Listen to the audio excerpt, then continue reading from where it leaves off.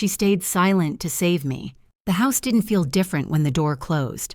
No sudden quiet, no sense of relief, just the same familiar stillness that always followed Olivia's voice as it disappeared down the hallway. I stood in the kitchen holding a mug I hadn't asked for, listening to my sister's car pull away from the curb.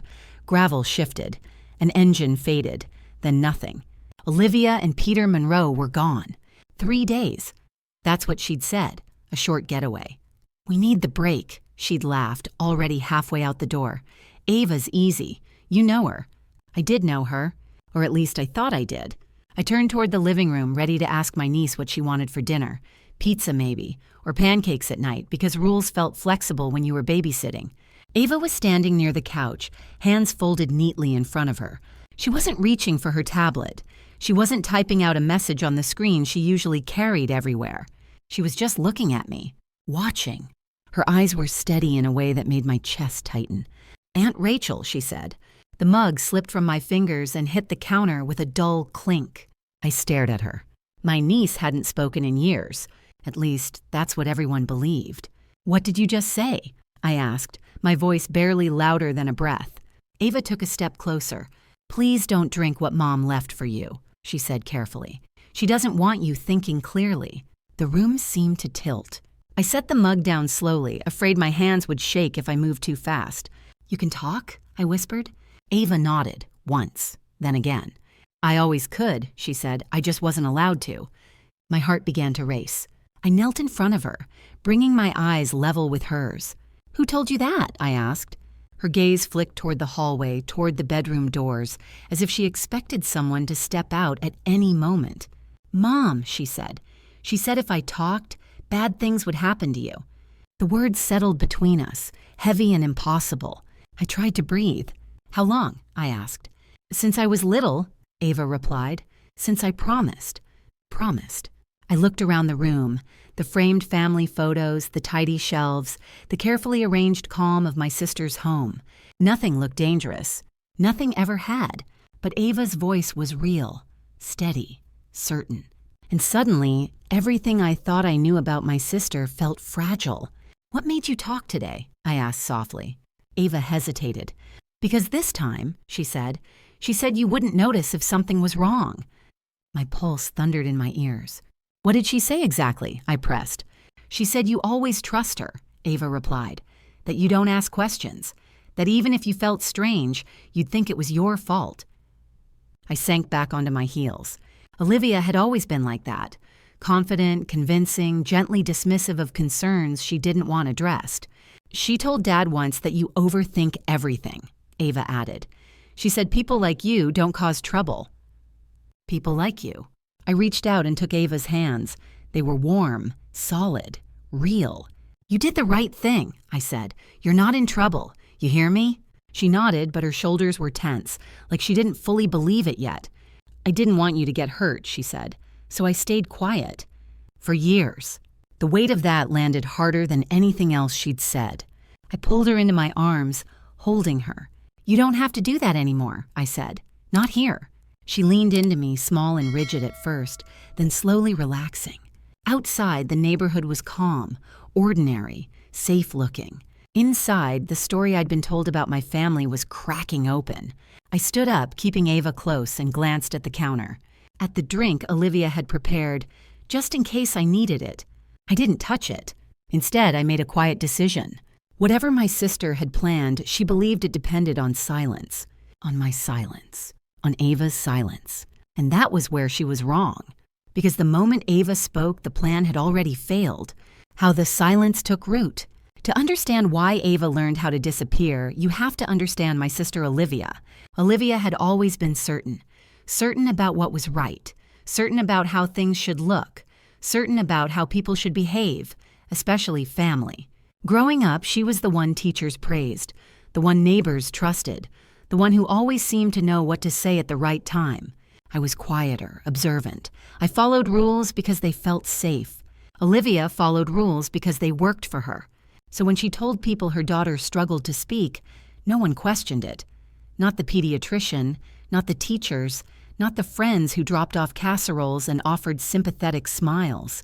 "She's sensitive," Olivia would say gently. She just shuts down sometimes. By the time Ava was 4, that explanation had solidified into identity. A quiet child, a shy child, a child who needed patience. I believed it because I wanted to, because believing my sister was easier than imagining something else. I didn't live nearby then. I visited on holidays, stayed for a weekend here and there. Ava would sit beside me, eyes following every word, every movement. She never spoke, but she listened. When I moved closer a few years later, after my life shifted in ways I hadn't planned, I began spending more time with Ava, helping with homework, reading together, sitting beside her on the couch in companionable silence. She was calm, too calm for a child her age. Now I understood why. She used to talk, Ava told me quietly that afternoon, when I was little. I swallowed. What happened? She thought for a moment, like she was choosing the safest words. One day I heard Mom talking, she said, on the phone. She'd been 3, playing with blocks on the floor nearby unnoticed. Olivia hadn't known she was listening. She said your name, Ava continued. She said you were in the way. I felt my chest tighten. Ava didn't understand what that meant then, only that the tone was sharp, different. The next day, curious and innocent, she asked a simple question. Why does Aunt Rachel make things harder? That question changed everything. Olivia's response wasn't loud. It was precise. She crouched down in front of her daughter, close enough that Ava could see the seriousness in her eyes. She spoke slowly, carefully. Some things are dangerous to talk about, she said, especially around other people. Ava frowned, confused. If you ever repeat what you hear, Olivia continued, you could hurt your aunt very badly. Ava paused when she told me this, fingers twisting together. She said my voice could cause problems, Ava whispered, that if I loved you, I would keep quiet. A 3-year-old doesn't understand manipulation. She understands fear and love. So Ava stopped speaking. Not all at once, not dramatically. She just didn't answer. At first, people thought it was a phase, then anxiety. Then Olivia had a word for it. Selective mutism. It sounded clinical, safe, official. Doctors nodded. Forms were filled out. Recommendations were made. But Olivia left things out. She didn't mention the warning. She didn't mention the fear. She didn't mention the condition that existed only inside her home. At school, Ava learned how to blend in. She raised her hand without speaking. She nodded instead of answering. She smiled when praised for being so well behaved. At home, she learned the rules. Don't interrupt, don't repeat, don't draw attention. Silence became routine, and routine became normal. People forget I'm there, Ava said, when I don't talk. I believed her. I thought back to family dinners, conversations that flowed over her head, adult discussions that assumed she wasn't absorbing every word. She was. She listens when they think I'm asleep, Ava told me. They don't whisper. That realization settled heavily. Silence hadn't just hidden Ava. It had turned her into a witness. I stayed quiet to keep you safe, she said softly. That was my job. My throat tightened. That was never your job, I said. She looked at me then, searching my face like she needed confirmation that this time, the rule was real. I didn't know how to stop, she admitted, until today. I took her hands. You don't have to be quiet anymore, I said. Not for anyone. She nodded slowly like she was testing the truth of it. Outside, the house remained unchanged, calm, orderly, respectable. Inside, the past was finally being spoken aloud, and the silence that had once protected a lie was beginning to crack. What Ava heard when no one was watching, silence didn't just keep Ava safe. It made her invisible. That was the part I hadn't fully understood until she began telling me what life sounded like from the edges of a room, what people say when they believe no one is listening, what plans look like when spoken out loud but never written down. They forget I'm there, Ava said simply, when I don't talk. I asked her to tell me what she remembered. Not everything at once, just what felt important. She nodded, thinking carefully, like she always did. It turned out Ava had learned how to listen the way other children learn how to play. She noticed patterns. She noticed how her parents' conversations shifted after my parents passed away, how words like account, Paperwork and timing began to surface where bedtime routines used to be. She talked about you a lot, Ava said. Not like family, like a problem. I felt a familiar tightening in my chest. Ava told me about evenings when Olivia paced the kitchen with her phone pressed to her ear, voice low and clipped, about how she would stop mid-sentence if Ava entered the room, then continue as soon as she thought she was alone again. She practices what she's going to say, Ava added, in the mirror. That detail unsettled me more than anything else. 2 nights before Olivia and Peter left, Ava heard something different. She'd been sitting on the stairs pretending to read. She knew how to stay still, how to breathe quietly. Silence had taught her that. Downstairs, the kitchen light was on. They were talking about, Ava said, about the trip. I asked her what she remembered. She said she'd already prepared something for you, Ava replied, so you wouldn't feel well. I didn't interrupt. I didn't rush her. And Dad asked if it was safe, Ava continued. Mom said it wasn't dangerous, just enough to make you confused. Confused. The word echoed. She said you'd blame yourself, Ava went on, that you always do. That was when the shape of the plan began to form in my mind. Not an accident, not concern, control. What else did they say? I asked quietly. They talked about papers, Ava said, and a man who doesn't know you, somewhere far enough away. A lawyer. She didn't use the word, but she didn't need to. They said everything would be finished before you noticed anything was wrong, Ava added, before you started asking questions. My heart began to pound. I stood and walked to the kitchen, needing space to think. On the counter sat the drink Olivia had prepared for me, just in case. I didn't touch it. Instead, I asked Ava one more question. Did they say when? She nodded. After you started feeling bad, she said. They said that was the best time, when you wouldn't be thinking clearly. I leaned against the counter, the weight of it pressing down on me. This wasn't impulsive. It was planned. Ava had been hearing pieces of it for months, maybe longer. Conversations that assumed her silence meant ignorance. She said you trust her, Ava whispered, that you don't check things, that you let her handle it. I closed my eyes. Trust had always been the foundation of our relationship. Olivia had counted on it, built on it, and Ava had been watching it used as leverage. I didn't know what to do, Ava said. I was scared. But when they left today, I knew it was now or never. I knelt in front of her, steadying my voice. You did the right thing, I said. You were incredibly brave. Her shoulders loosened just slightly. What happens next? She asked. I didn't have a full answer yet, but I knew what couldn't happen. I couldn't confront Olivia. I couldn't panic, and I couldn't disappear the way she expected me to. Whatever this plan was, it relied on me being predictable. Quiet, compliant, confused. I looked at Ava, sitting so still on the couch, eyes sharp and aware. Silence hadn't made her weak. It had made her careful. I took a slow breath. We're going to be very careful, I told her, and we're going to ask for help. She nodded, trusting me in a way that made my chest ache. As I reached for my phone, stepping into the hallway, I glanced back at her one more time. Ava was watching me, not with fear, but with hope. The plan had already started, but for the first time, the truth wasn't trapped inside a quiet child. It was out, and it was finally being heard. When the adults finally stepped in, I didn't tell Ava everything I was thinking, not because she didn't deserve the truth, but because children shouldn't be asked to carry adult fear once they've finally put it down. What she needed now was certainty. What I needed was help. I stepped into the hallway and called Claire Bennett. Claire and I had been friends since our early 20s. She was practical, level-headed, and worked in healthcare long enough to know when something wasn't right, and when pretending otherwise made things worse. She answered on the first ring. Rachel, I need you to come over, I said. Right now. I can explain when you get here. There was no hesitation. I'm on my way. While I waited, I did something that felt strangely difficult. I didn't touch anything. I didn't pour the drink down the sink. I didn't move it out of sight. I didn't confront the quiet fear rising in my chest. Instead, I took photos. The counter, the container, the time and date on my phone screen. Then I put everything back exactly where it had been. If Olivia expected me to be confused, emotional, reactive, then I would be none of those things. When Claire arrived 40 minutes later, she took one look at my face and lowered her voice.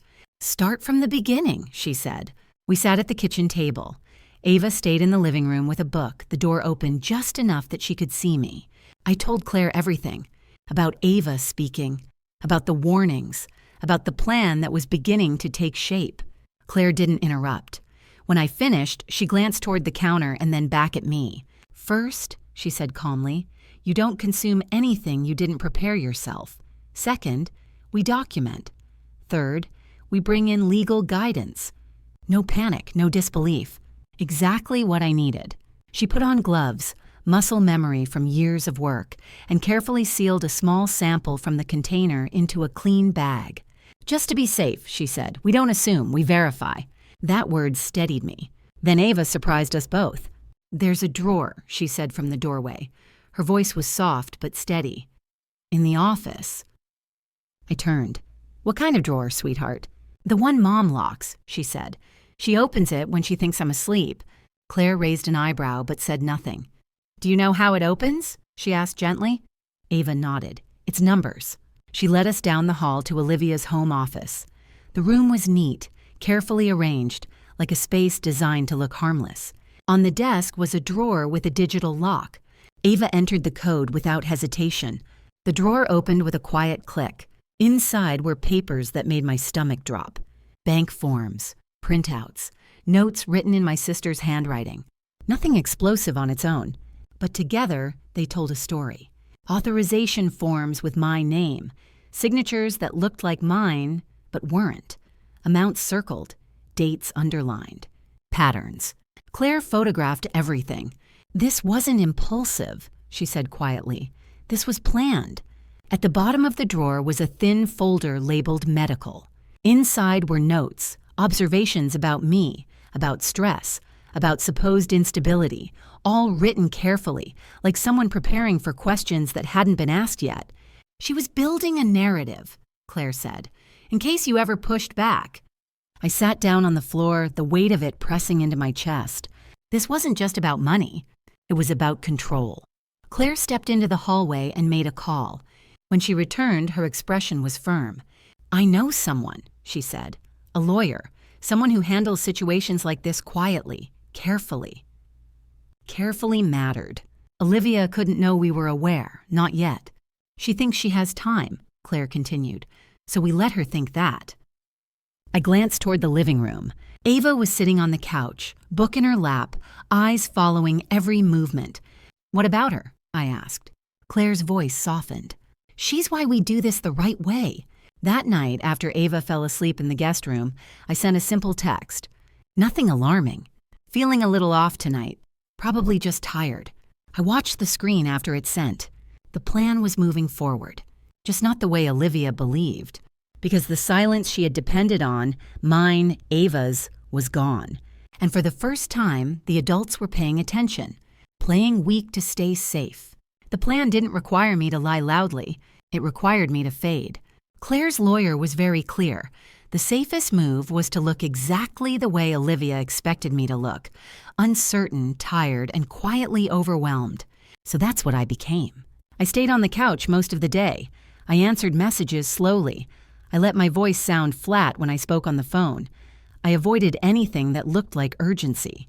Predictable, harmless, easy to overlook. I sent Olivia a short text just after noon.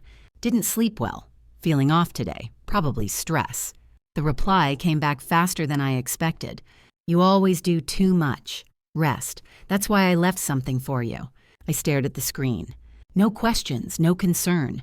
Just reassurance that the plan was still intact. Ava noticed. You're pretending, she said softly, sitting beside me on the couch. Yes, I said, but not forever. She nodded, understanding more than I wanted her to. Claire checked in twice that day, never staying long. A quick visit, a bag of groceries, a casual conversation that would look ordinary to anyone watching. Meanwhile, the lawyer worked quietly. Records were requested, timelines assembled, signatures compared. No accusations yet, just confirmation. On the second day, I escalated slightly. Another text. Head feels heavy, hard to focus today. This time, Olivia didn't respond right away. When she finally did, it was brief. Take it easy, don't overthink. Overthink. That word had always been her favorite. Ava read the message over my shoulder. "She's not worried," she said. "No," I replied. "She thinks she doesn't need to be."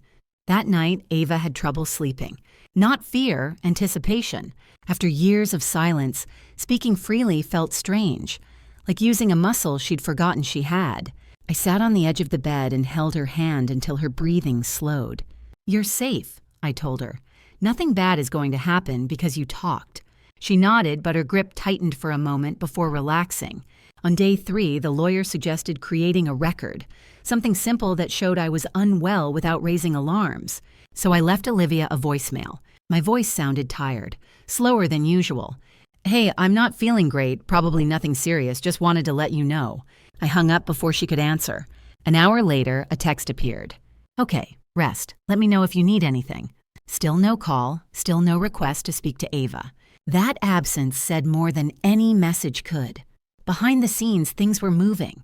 Claire confirmed that the material she'd secured needed formal handling. No details, just assurance that documenting it had been the right step.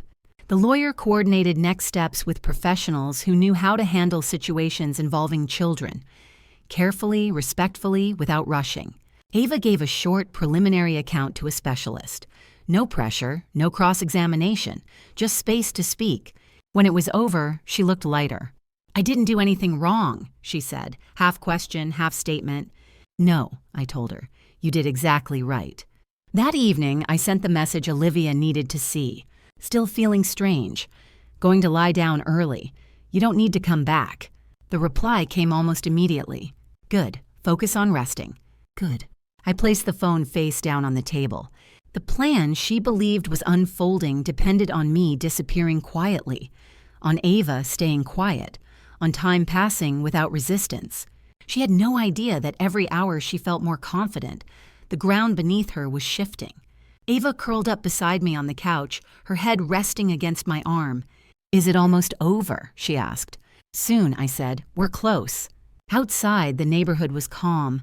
Cars passed. Dogs barked. The world looked unchanged. Inside, everything was deliberate.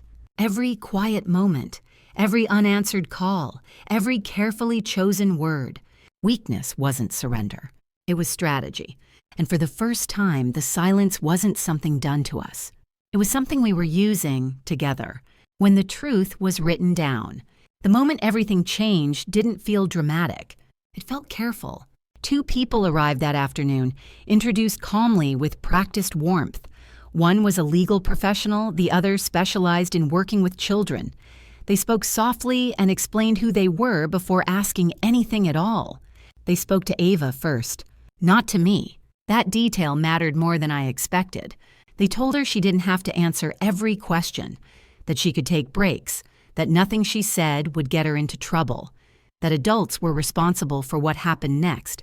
Ava listened, serious and composed, feet swinging slightly above the floor. "I can talk," she said. "I just need to go slow." And they let her. The statement wasn't rushed. They asked open questions. They waited. They let silence sit without filling it. When Ava needed water, they paused. When she searched for words, they didn't help her finish sentences. She spoke about being small, about promises she didn't understand, about learning when it was safer not to speak. She spoke about listening from staircases, about pretending to read, about remembering things because she thought she might need them someday. She spoke about the drink, not what it was, not how it was made, only what she was told it would do. Enough. When it was over, Ava looked drained but relieved, like she'd finally set something heavy down. "I said everything," she whispered to me. "Yes," I said, "you did." Then the adults turned to me. The lawyer laid things out slowly, carefully, making sure I understood each step. The documents we'd photographed matched records already on file. The signatures showed measurable inconsistencies. The notes about my supposed instability had no professional backing. It wasn't speculation anymore. It was verification. "This is a pattern," the lawyer said. "Not a misunderstanding." Claire sat beside me, her presence steady and grounding. "What happens next?" I asked. "There will be formal steps," he replied, "but nothing sudden. Our priority is safety and stability, especially for Ava." That word again. Stability.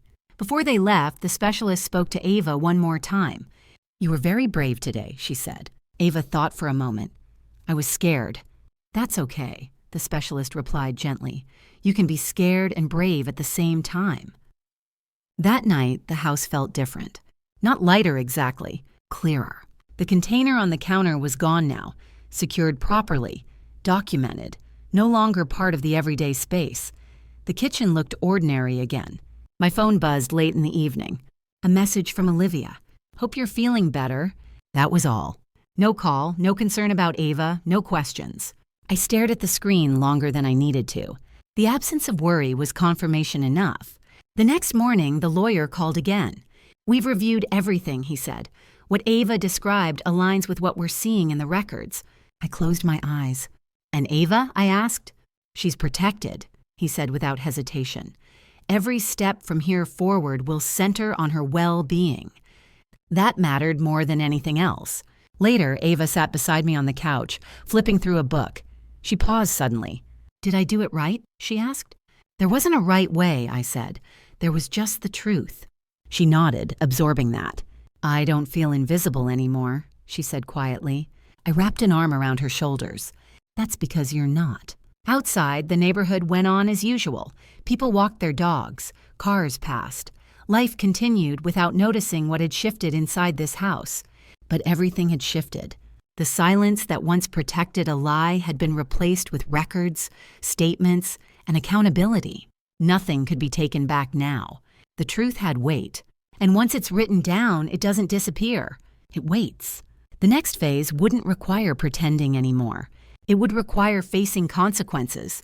And this time, Ava wouldn't be facing them alone. When the plan fell apart, the call came on the fourth morning. Not from Olivia, from the lawyer. "They're meeting today," he said. "Everything is in place." I didn't ask where, or when, or who would be in the room. Those details didn't matter anymore. What mattered was that the story Olivia had been telling about control, about inevitability, was about to be tested against something she hadn't planned for: documentation. I sat at the kitchen table with Ava beside me, my phone propped up against a mug. The lawyer had arranged a secure video connection, not so I could intervene, but so I could witness what came next. The screen came to life. A clean, neutral office, a long table, chairs arranged with intention. Olivia entered first. She looked exactly the way she always did when she expected things to go her way. Composed, confident, already halfway through a performance she'd rehearsed in her head. Peter followed a few steps behind her. He looked tense, smaller somehow, like a man who knew the room wasn't on his side but hadn't figured out how to leave it. Introductions were brief. Names, roles, formalities. Olivia answered smoothly, as if this were just another conversation she could steer with tone and timing. Then the questions began. Not accusations, questions. About paperwork, about authorization, about decisions made without consultation. Olivia smiled. She leaned back in her chair. "Rachel has always trusted me," she said lightly. "She gets overwhelmed. I was just helping." I felt Ava's fingers curl into my sleeve. The response came calmly. "We've reviewed the records." Olivia's smile flickered just for a moment. Documents were placed on the table, side by side, compared quietly. Signatures that didn't align, dates that followed a pattern, notes that described concerns no professional had ever confirmed. "This isn't a misunderstanding," the lawyer said. "It's a sequence." Olivia crossed her arms. "You're overreacting," she said. "She does this. She gets anxious and convinces herself something's wrong." That was when the room changed. The lawyer glanced down at a folder, then back up. "There's one more statement we need to address," he said. "Provided by a minor, collected under supervision." Olivia shook her head quickly. "That's not possible," she said. "My daughter doesn't speak." The recording played. Ava's voice filled the room, clear, measured, unmistakably hers. She described what she'd heard, what she'd been told, why she'd stayed quiet. Not dramatically, truthfully. The silence that followed was heavy. Peter stared at the table. Olivia didn't move. "That's not," Olivia began, but the sentence didn't finish. Because once the truth is recorded, denial has nowhere to go. The lawyer spoke again, voice steady. Based on the evidence and the statement provided, formal steps are now being taken. Peter finally spoke. I didn't plan it, he said quietly. I just went along. It wasn't a defense. It was a collapse. Olivia turned toward him sharply. You don't say anything, she snapped. But it was too late. The plan had relied on unity, on silence, on the assumption that no one would ever compare notes. And now everything was being compared. The video feed ended shortly after. I sat very still, my heart pounding. Ava looked up at me. Is it over? She asked. Not all of it, I said. But the part where you had to stay quiet is. That afternoon, the lawyer confirmed what we already knew. The plan Olivia had built, slowly, carefully, confidently, had fallen apart, not because of confrontation, but because of consistency, because every choice she'd made left a trail, and because a child had finally stepped out of the shadow she'd been forced into. That evening, my phone buzzed. A message from Olivia. We need to talk. I didn't reply. For the first time in my life, I didn't feel the pull to explain myself, to soften, to smooth things over. Ava sat at the table drawing, humming softly to herself, a sound she'd never allowed herself to make before. I watched her and understood something clearly. Olivia's power had never come from strength. It had come from silence. And now that silence was gone. The story was no longer hers to control. Choosing safety. The consequences didn't arrive with noise. They arrived with boundaries. The first change was simple and immediate. Olivia didn't come home. There was no dramatic explanation, no confrontation in the driveway, no shouting match behind closed doors. Instead, communication shifted away from phone calls and texts and into formal channels, emails, notices, scheduled updates. Everything slowed down, and for the first time since Ava had spoken, that slowness felt like safety. A child advocate visited the following morning. She introduced herself to Ava first, kneeling so they were eye level, explaining her role in calm, simple terms. She didn't carry a clipboard between them. She didn't rush. She asked Ava about school, about her favorite foods, about what made her feel nervous and what helped her feel better. Ava answered easily. Later, the advocate spoke to me. We'll recommend that Ava remain with you for now, she said. Stability matters most. For now. The words settled gently but firmly. That night, Ava asked the question she'd been holding back. Am I going to have to go back? I didn't rush my answer. Right now, I said carefully, what matters is that you're safe, and you are. She nodded, absorbing that. I feel safe here, she said. 5 words, heavy with meaning. Over the next few days, routines formed. School drop-offs, homework at the table, dinner at the same time every night. Familiarity replaced uncertainty. Ava talked more now, but not constantly. Some days she was quiet again, curling up with a book, content in silence that belonged to her. The therapist explained it simply.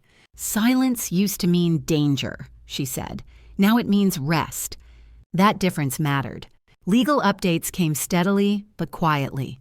Restrictions were put in place. Finances were frozen pending review. Contact was limited and structured. Nothing happened without notice. Nothing happened without oversight. Peter's role was addressed separately. He didn't fight the decisions. He didn't argue for explanations. His silence this time felt different. Not protective. Avoidant. The advocate said it plainly. Adults are responsible not just for what they do, she told me, but for what they allow. Ava didn't need to hear that. I did. The court date was scheduled without fanfare. No audience, no spectacle, just a room, a judge, and a decision that would shape a child's life. The night before, Ava asked another question. Will I have to talk there? No, I said, only if you want to. She thought about that. I think I want to, she said, just a little. That was enough. The room was smaller than I expected, plain, functional, not intimidating. Ava sat beside me, feet dangling above the floor, hands folded neatly in her lap. The judge spoke calmly, reviewing documents, asking clarifying questions. He didn't rush. When he looked at Ava, his voice softened. Where do you feel safest right now? He asked. Ava took a breath. With my aunt, she said clearly. She listens to me. There was no hesitation. The decision followed. Walking out of the building, Ava squeezed my hand. I wasn't scared, she said, surprised. I thought I would be. You were prepared, I replied. That evening, we ate dinner at my apartment. Our apartment. I hadn't realized when it happened, but somewhere between paperwork and quiet routines, this place had become home. Ava talked through the entire meal, about school, about a book she wanted to read, about how strange it felt to be asked questions and not be rushed. I listened. The legal process wasn't over. There would still be reviews, timelines, and final decisions. But the most important choice had already been made. The choice to believe a child, the choice to protect her, the choice to prioritize safety over appearances. That night, as Ava fell asleep, I sat in the doorway and watched her breathe, slow, steady, unguarded. For years, silence had kept her safe in the only way she knew how. Now, safety had a different shape. It looked like routine. It sounded like a calm voice. It felt like a home where nothing had to be hidden. And for the first time, Ava didn't have to choose silence to survive. She could choose it, or not, on her own terms. Learning to breathe again. Healing didn't announce itself. It arrived quietly, disguised as routine. The first sign wasn't laughter or confidence. It was something smaller. Ava waking up without flinching when the apartment creaked. Her shoulders lowering when the door closed at night. Her breath evening out when the lights went off. We built our days carefully.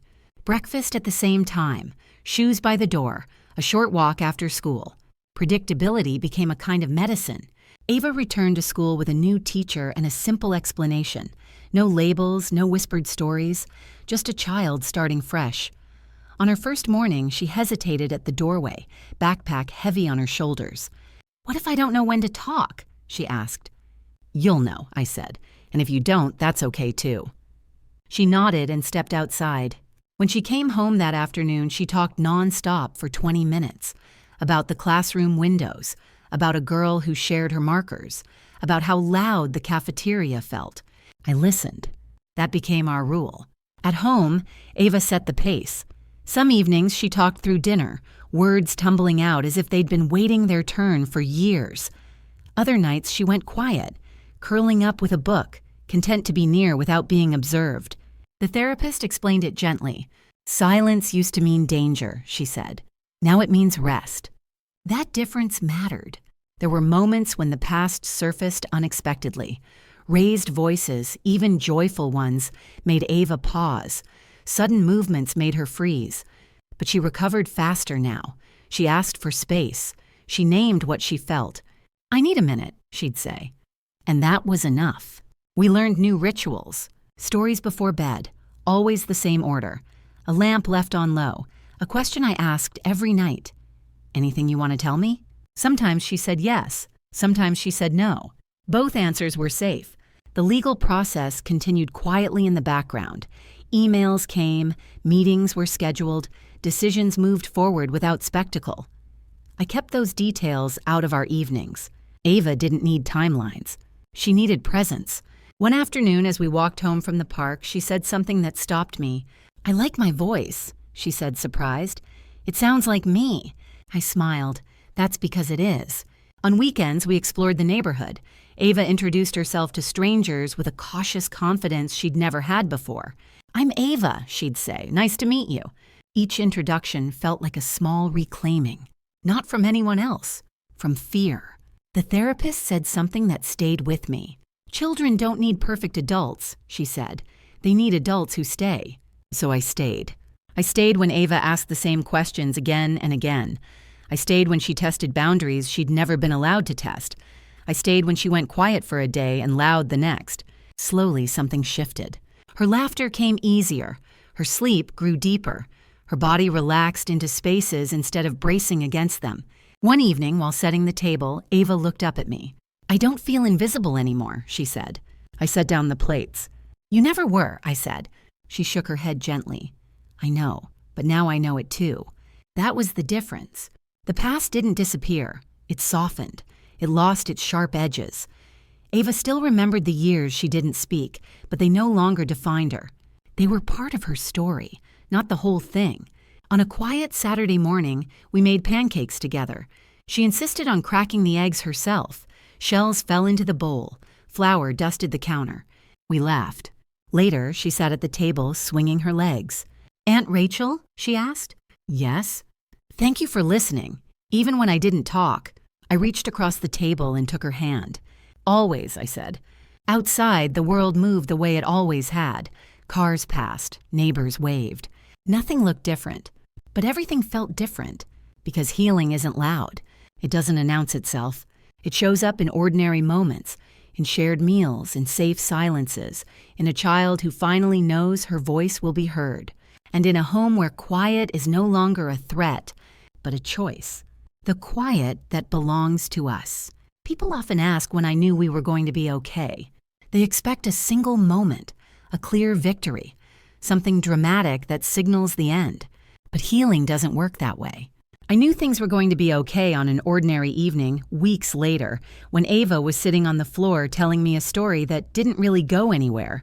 It wandered. It doubled back on itself. It included a dog that could somehow talk and a bus that turned into a boat. She laughed halfway through and forgot where she was going. And I realized I wasn't listening for warning signs anymore. I was just listening. For a long time, silence had meant something very specific in our family. It meant obedience. It meant safety. It meant keeping the peace. But now, silence meant choice. Ava still had quiet days. Days when she watched instead of spoke. Days when she curled up with a book and let the world move around her without engaging. And that was okay. Because this time, the quiet wasn't demanded. It wasn't enforced. It belonged to her. The legal process reached its end without spectacle. Decisions were finalized. Boundaries were made permanent. Accountability existed, not as revenge, but as structure. I didn't attend every meeting. I didn't need to. What mattered most was already settled. Ava had a place where she felt safe enough to exist exactly as she was. She continued therapy, learning how to name emotions she'd once swallowed whole. She learned that fear could be spoken without consequences, that anger didn't make her bad, that her voice wasn't dangerous. One afternoon on our walk home, she asked something quietly. "Do you think I was quiet because I was scared?" she said, "or because I was listening?" I thought about that for a long moment. "I think you were listening," I said, "and waiting." She seemed satisfied with that answer. Our home settled into a rhythm. Homework at the table, dishes in the sink, stories before bed. Sometimes Ava asked about the past, not with fear, but with curiosity. "What was I like before I talked again?" "You were thoughtful," I told her. "You noticed everything." She smiled at that, like it was a compliment she'd finally learned how to accept. The past no longer felt like something that might catch up to us. It felt like something behind us. One evening, as we sat on the balcony watching the sky darken, Ava leaned her head against my shoulder. "Aunt Rachel?" she asked. "Yes." I think I was waiting for someone who would listen even when I didn't say anything. My chest tightened. "I think you were," I said, "and I'm really glad you waited." She smiled, small and certain. That night, after she went to bed, I stood in the doorway of her room longer than necessary, watching her breathe, listening to the soft, steady sound of a child who no longer had to stay alert while sleeping. I thought about how easily silence can be misunderstood, how often quiet people are overlooked, how many truths go unnoticed because they aren't loud enough, and how dangerous it can be when no one stops to ask why someone is quiet. This story doesn't end with a confrontation or a confession. It ends with something smaller, a child who speaks when she wants to, an adult who listens without demanding proof, a home where voices aren't measured by volume, but by trust. Ava found her voice. But more importantly, she found something else. She found someone who believed her the first time she spoke. And I learned something too. That listening isn't passive. It's an act of care, an act of courage, sometimes an act of protection. So if there's one thing I hope stays with you after this story, it's this. Pay attention to the quiet ones, not because they are broken, not because they are weak, but because sometimes they are carrying the truth, and they're just waiting for someone safe enough to hear it.